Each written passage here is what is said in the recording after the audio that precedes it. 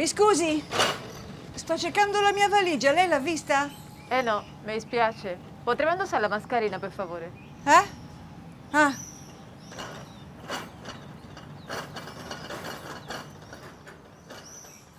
Rappresentano il cuore del contagio dove il Covid-19 si diffonde con maggiore facilità.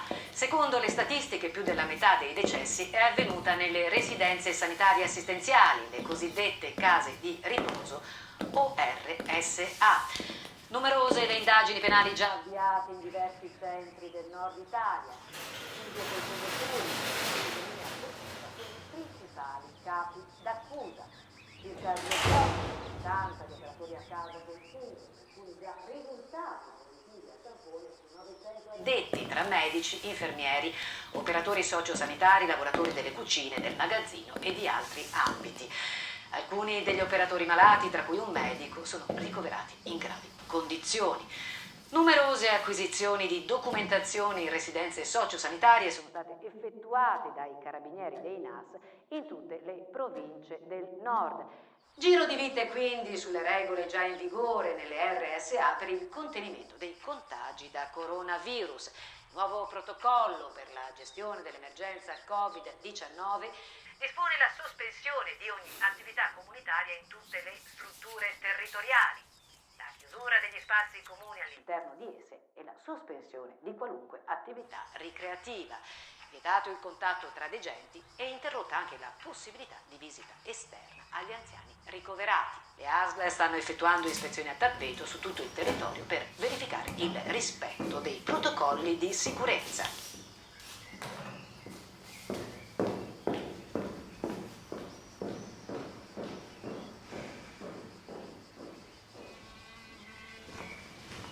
buongiorno.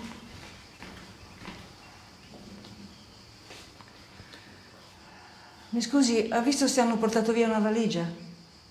No, da quando sono qui non ho ancora visto nessuno. Cominciamo bene. Sono arrivata stamattina e già mi hanno perso la valigia. O magari l'hanno portata nella camera sbagliata. Grazie comunque, buongiorno.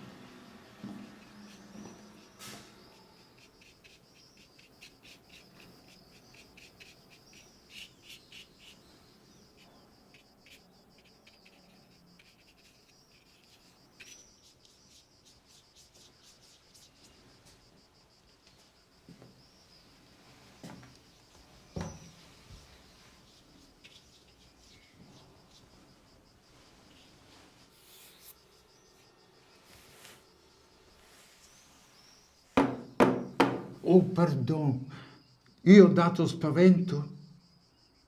No, un po'. Oh, mie scuse, però io ho guardato lei e io ho avuto sicurezza di avere già conosciuto lei. Posso? Si accomodi. Sì, credo sì, noi già visti. Non mi sembra proprio. Sì, noi già visti a Baden-Baden. Baden-Baden. Sì, piccola città di Terme, nel Baden-Württemberg. Sì, ci sono stata con mio marito un po' di anni fa. Ci siamo conosciuti? Io non posso dimenticare viso come suo, suoi occhi non cambiati.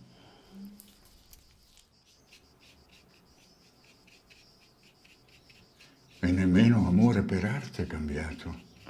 È soltanto un passatempo. Lo devo ancora finire.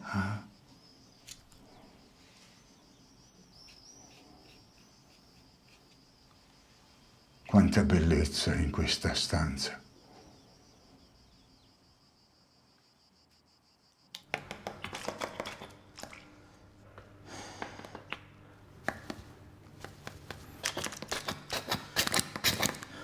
Risolto? Ecco, ma in effetti anche ieri resta la rotellina che gira. Però se passiamo in ufficio... Non importa. Comunque sì, 68 ospiti, 30 tra personale ospedaliero, OSS, OTA e OSA. Comunque dopo se passiamo in ufficio le stampo il cosino. Non serve. Immagino che lei sia informato sull'organico. Avete avuto l'ingresso di nuovi ospiti dall'inizio della pandemia? Dall'inizio nessuno. Stamattina però credo che sia arrivata una nuova ospite. Crede? No, sì, cioè credo che sia una signora. Non ho ancora avuto modo di guardare il verbale di ingresso per essere più preciso. Poi magari passiamo in ufficio.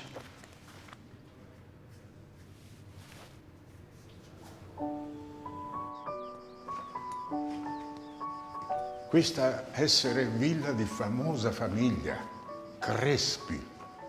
E questi corridoi, con semplice gusto arredati, suonano ancora di passi che vengono da storia. C'è da perdersi. Oh, a inizio. Dopo si comincia a conoscere come tasche e tutto sembra sia rimpiccolito. Ma poi arrivi tu e tutto rinasce. Siamo già passati al tu? Mie scuse, io guido male italiano, ma se lei vuole io mi posso forzare. No, sei così gentile da farmi da cicerone. Passiamo pure al tu, ma non oltre.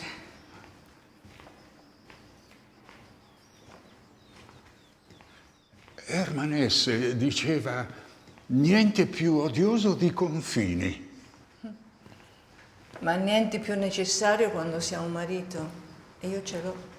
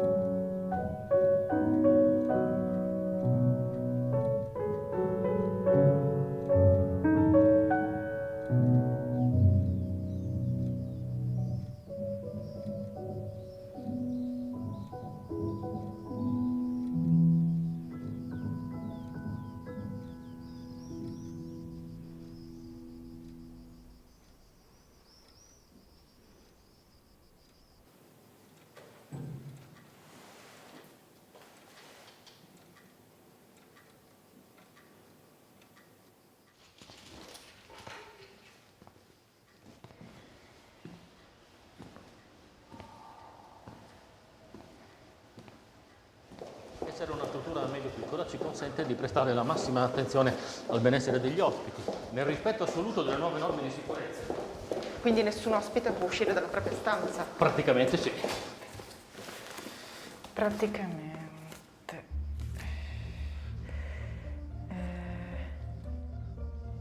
I degenti hanno l'obbligo della mascherina e settimanalmente forniamo a ciascuno una coppia di FFP2. Forniamo anche un'adeguata dotazione di guanti in nitrile.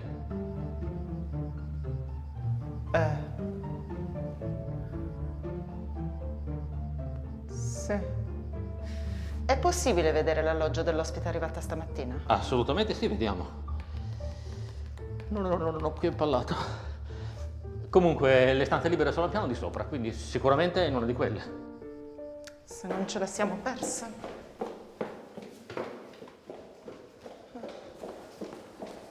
Andiamo.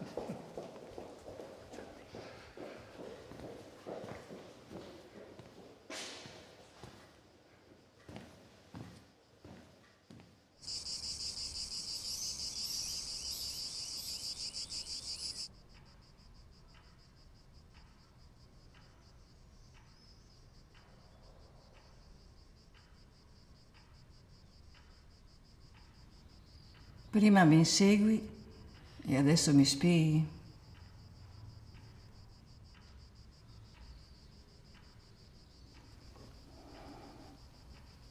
Ti ricordi a Baden-Baden il temporale? Cielo tutto nero, improvviso, e tutti scappiamo sotto tettoia di plastica. E io ti spiavo. Era tettoia molto romantica per me. Oggi invece cielo senza nuvole.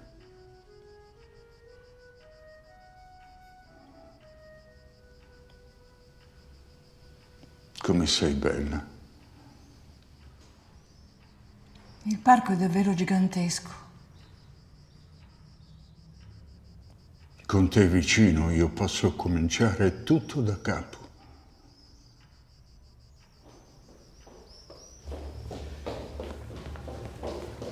Quindi abbiamo deciso di tenere in funzione solo un ascensore per il personale e uno per gli ospiti. Sì, che però farebbero bene a non usare. Che infatti non usano. Il criterio che ci dovrebbe guidare, dottor Chiocchi, è quello di suddividere la struttura in aree operative separate, che non ho visto, assegnando a ciascuno un numero di operatori esclusivamente dedicati all'assistenza dei digenti dell'area. In altre parole, ognuno nella propria stanza, alla peggio sul proprio piano. In caso contrario c'è un problema, quindi l'ascensore? Non serve.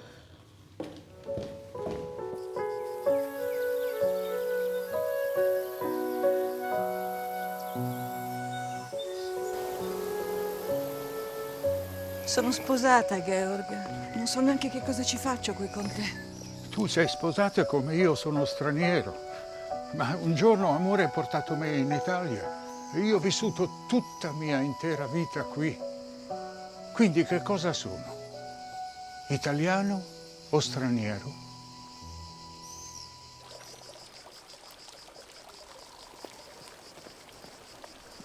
Non lo so.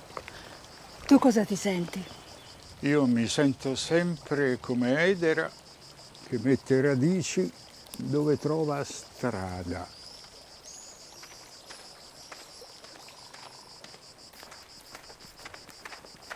Che ore sono? Mio marito sarà tornato, devo andare da lui. Perdonami, audacia, ma i vecchi non possono avere il lusso di timidezza perché non hanno più tempo davanti loro.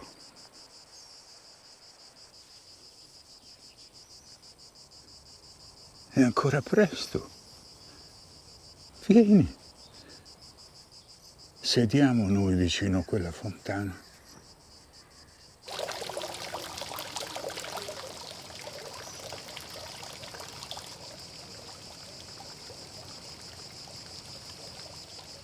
Perché sei qui, Alida? Non lo so.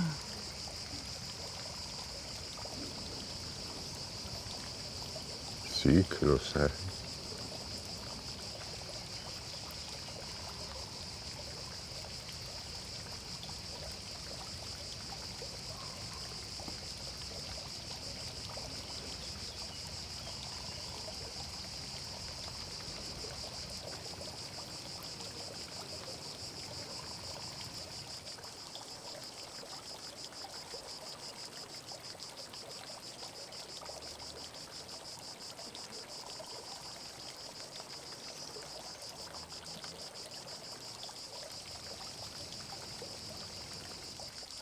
Che rabbia mi fai.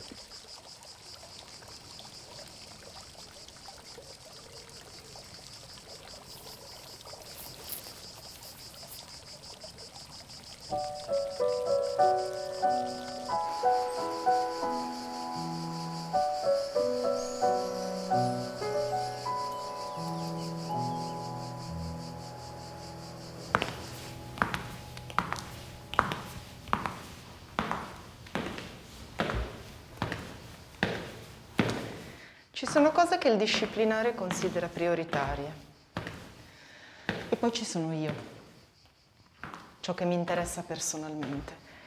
E a me adesso interessa sapere come è alloggiata la nuova ospite. Immediatamente.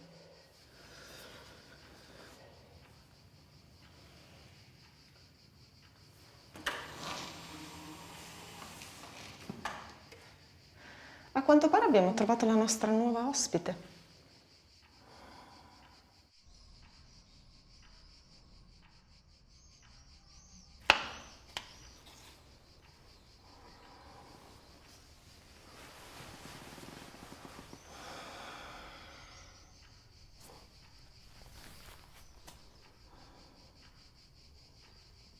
Si chiama Alida, è con noi da 4 anni, non è nuova.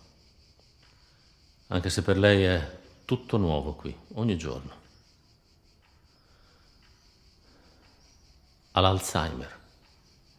Non ricorda più niente. Neanche il marito. Stanno insieme da 40 anni e lei non se lo ricorda. E ogni giorno lui si prepara per lei. Ogni giorno la cerca, ogni giorno torna a conquistarla come la prima volta, solo per vivere un pomeriggio insieme, felici. Il giorno dopo è tutto sparito e Georg deve ricominciare da capo. Non l'ho mai visto esitare, un giorno dopo l'altro.